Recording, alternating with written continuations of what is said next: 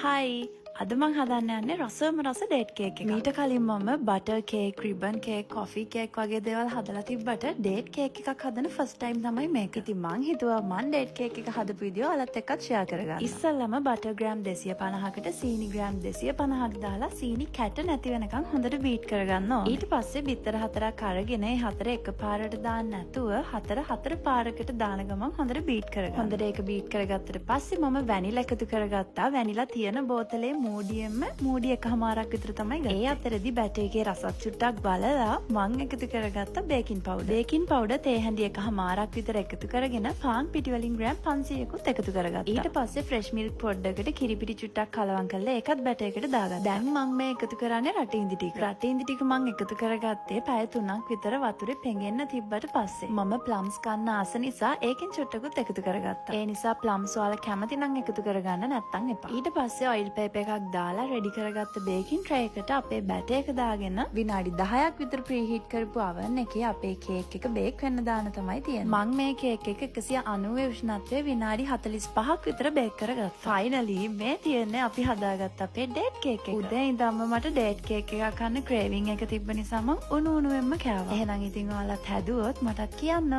බයි.